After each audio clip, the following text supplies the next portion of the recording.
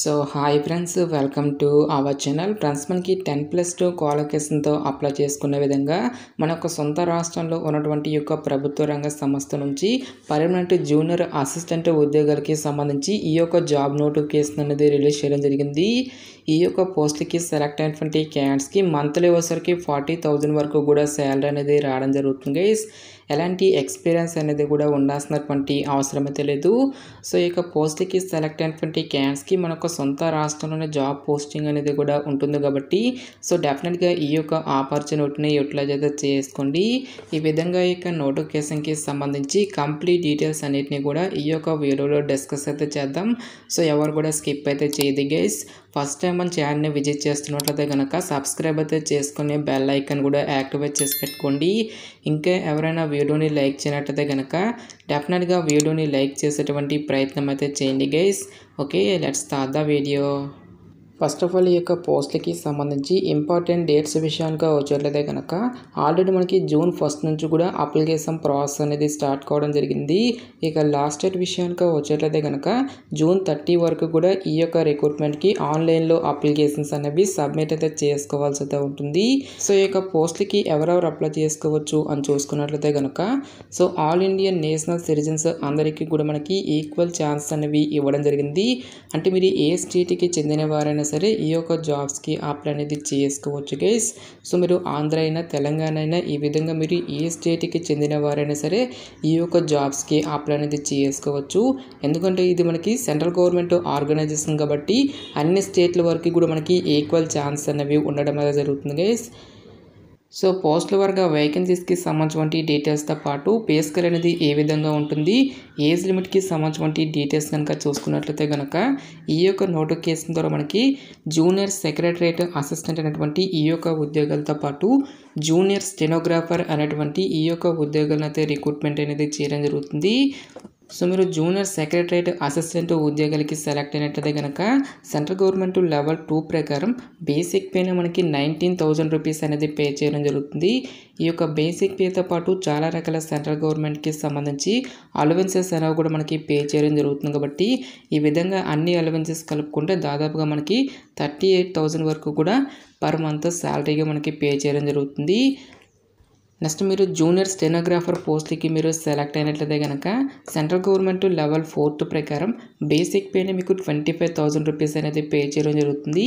ఈ యొక్క బేసిక్ పేతో పాటు చాలా రకాల సెంట్రల్ గవర్నమెంట్కి సంబంధించి అలవెన్సెస్ అన్నీ కలుపుకుంటే దాదాపుగా మనకి 52,000 వరకు కూడా శాలరీ అనేది పే చేయడం అనేది జరుగుతుంది గైస్. నెక్స్ట్ ఏజ్ లిమిట్ విషయానికి వచ్చేట్లయితే కనుక జూనియర్ సెక్రటరేట్ అసిస్టెంట్ ఉద్యోగాలకు వచ్చేసరికి సో మీకు మినిమం ఏజ్ అనేది 18 ఇయర్స్ అయితే కంప్లీట్ అయి ఉండాలి. జనరల్ అభ్యర్థులు వచ్చేసరికి 28 ఇయర్స్ వరకు కూడా అప్లై అనేది చేసుకోవచ్చు. నెక్స్ట్ జూనియర్ స్టెనోగ్రాఫర్ పోస్ట్లకి సంబంధించి మీకు మినిమం ఏజ్ అనేది 18 ఇయర్స్ అయితే కంప్లీట్ అయి ఉండాలి. ఆల్ క్యాండిడేట్స్ అందరూ కూడా 27 ఇయర్స్ లోపు ఉన్నటువంటి క్యాండిడేట్స్ మాత్రమే ఈ యొక్క జాబ్స్కి అప్లై చేసుకోవాల్సి అయితే ఉంటుంది.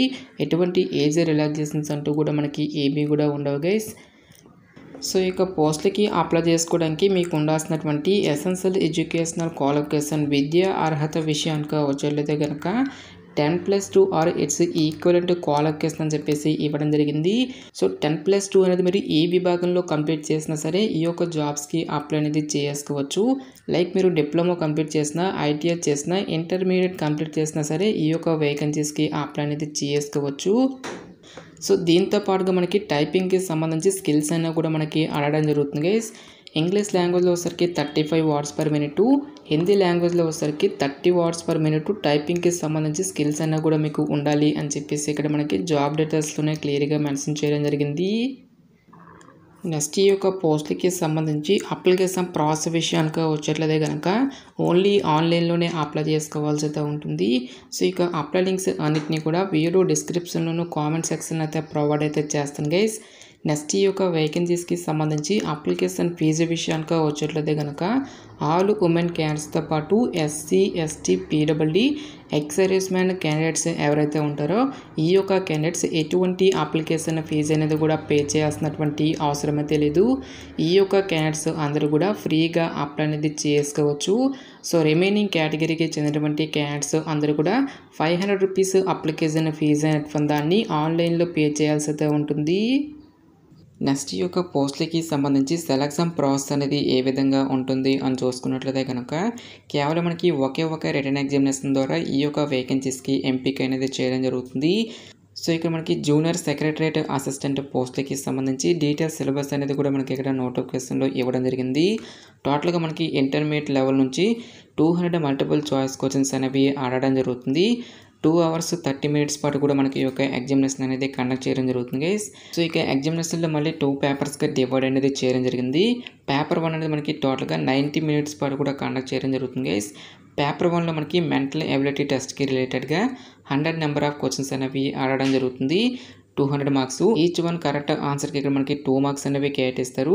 పేపర్ 1లో మనకి ఎటువంటి నెగెటివ్ మార్క్స్ అంటూ కూడా మనకి ఏమి కూడా ఉండవు గైస్. ఎవరైతే ఇక పేపర్ 1ని క్లియర్ చేసినటువంటి క్యాండిడేట్స్‌కి ఫర్దర్‌గా మనకి పేపర్ 2 అనేది కూడా కండక్ట్ చేయడం జరుగుతుంది. సో ఇక పేపర్ 1 అనేది మనకి టోటల్‌గా 1 అవర్ పాటు కూడా కండక్ట్ చేయడం జరుగుతుంది గైస్. టాపిక్స్ కనుక చూసుకున్నట్లయితే కనుక జనరల్ అవేర్నెస్ నుంచి 50 క్వెషన్స్, ఇంగ్లీష్ లాంగ్వేజ్ నుంచి 50 క్వెషన్స్ అనేవి అడగడం జరుగుతుంది. ఈచ్ వన్ కరెక్ట్ ఆన్సర్‌కి ఇక్కడ మనకి 3 మార్క్స్ అనేవి కేటాయిస్తారు. ప్రతి రాంగ్ ఆన్సర్‌కి కూడా మనకి 1 మార్క్ అనేది డిడక్ట్ చేయడం జరుగుతుందని చెప్పేసి ఇక్కడ మనకి రిక్రూట్మెంట్ నోటిఫికేషన్‌లోనే క్లియర్‌గా మెన్షన్ చేయడం జరిగింది. ఎవరైతే ఇక రిటన్ ఎగ్జామినేషన్‌ని క్లియర్ చేసినటువంటి క్యాండిడేట్స్‌కి ఫర్దర్‌గా మనకి పోస్టులను బట్టి స్కిల్ టెస్ట్ అనేది కూడా కండక్ట్ చేయడం జరుగుతుంది. నెక్స్ట్ ఇక్కడ మనకి జూనియర్ స్టెనోగ్రాఫర్ పోస్ట్‌కి సంబంధించి డీటెయిల్స్ సిలబస్ కనుక చూసుకున్నట్లయితే కనుక ఈ యొక్క పోస్ట్‌కి కూడా టోటల్‌గా 200 నెంబర్ ఆఫ్ క్వెషన్స్ అనేవి అడగడం జరుగుతుంది. టాపిక్స్ కనుక చూసుకున్నట్లయితే కనుక జనరల్ ఇంటెలిజెన్స్ అండ్ రీజనింగ్ నుంచి మనకి 50 క్వెషన్స్, జనరల్ అవేర్నెస్ నుంచి 50 questions, English language and comprehension నుంచి టోటల్‌గా మనకి 100 నెంబర్ ఆఫ్ క్వెషన్స్ అనేవి అడగడం జరుగుతుంది. ఈచ్ వన్ కరెక్ట్ ఆన్సర్‌కి ఇక్కడ మనకి 1 మార్క్ అనేది కేటాయిస్తారు. ప్రతి రాంగ్ ఆన్సర్‌కి కూడా మనకి 1/4 నెగెటివ్ మార్కింగ్ అనేది కూడా ఉంటుంది. సో 4 మిస్టేక్స్‌కి 1 మార్క్ అనేది డిడక్ట్ చేయడం జరుగుతుందని చెప్పేసి ఇక్కడ మనకి జాబ్ డీటెయిల్స్‌లోనే క్లియర్‌గా మెన్షన్ చేయడం జరిగింది. ఎవరైతే ఇక రిటన్ ఎగ్జామినేషన్‌ని క్లియర్ చేసినటువంటి క్యాండిడేట్స్‌కి ఫర్దర్‌గా మనకి స్టెనోగ్రఫీకి సంబంధించి స్కిల్ టెస్ట్ అనేది కూడా కండక్ట్ చేయడం జరుగుతుంది. సో ఈ యొక్క స్కిల్ టెస్ట్‌లు అన్నీ కూడా మనకి జస్ట్ క్వాలిఫై నేచర్‌లో మాత్రమే ఉంటాయి గైస్.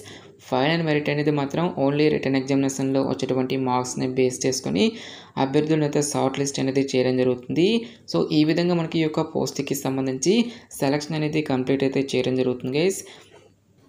సో ఇక జాబ్ నోటిఫికేషన్ అనేది మనకి ఎక్కడి నుంచి వచ్చింది అని చూసుకున్నట్లయితే కనుక సో సిఎస్ఐఆర్ కింద పనిచేస్తున్నటువంటి నేషనల్ జియోఫిజికల్ రీసెర్చ్ ఇన్స్టిట్యూట్ అనేటువంటి యొక్క కేంద్ర ప్రభుత్వ రంగ సంస్థ నుంచి అఫీషియల్గా రిలీజ్ అయినటువంటి యొక్క పర్మనెంట్ జూనియర్ సెక్రటరియట్ అసిస్టెంట్ ఉద్యోగులకి సంబంధించినటువంటి job notification details, interest eligible candidates డెఫినెట్గా ఈ యొక్క రిక్రూట్మెంట్కి అప్లై అనేది చేసుకోండి. సో ఇక పోస్ట్లకి సెలెక్ట్ అయినటువంటి క్యాండిడేట్స్కి జాబ్ పోస్టింగ్ అనేది కూడా మనకు హైదరాబాద్లోనే ఉంటుంది కాబట్టి సో డెఫినెట్గా ఈ యొక్క రిక్రూట్మెంట్కి అప్లై అనేది చేసుకోండి. నెక్స్ట్ ఈ యొక్క నోటిఫికేషన్కి సంబంధించినటువంటి లింక్స్ అన్నిటినీ కూడా వీడియో డిస్క్రిప్షన్లోను కామెంట్ సెక్షన్లో అయితే ప్రొవైడ్ అయితే చేస్తాను గైస్. ఇంకా ఈ యొక్క నోటిఫికేషన్కి సంబంధించి మీకు ఎటువంటి డౌట్స్ వచ్చినా సరే నాకు కామెంట్ సెక్షన్లో కామెంట్ అయితే చేయండి. ఎటువంటి మరిన్ని జాబ్ అప్డేట్స్ కోసం మన ఛానల్ని సబ్స్క్రైబ్ చేసుకుని బెల్ ఐకాన్ కూడా యాక్టివేట్ చేసి పెట్టుకోండి. సో ఇది ఫ్రెండ్స్ ఇవాల్టి వీడియో. రేపు మరొక మంచి జాబ్ అప్డేట్తో మళ్ళీ మీ ముందుకు రావడం జరుగుతుంది. Thanks for watching this video.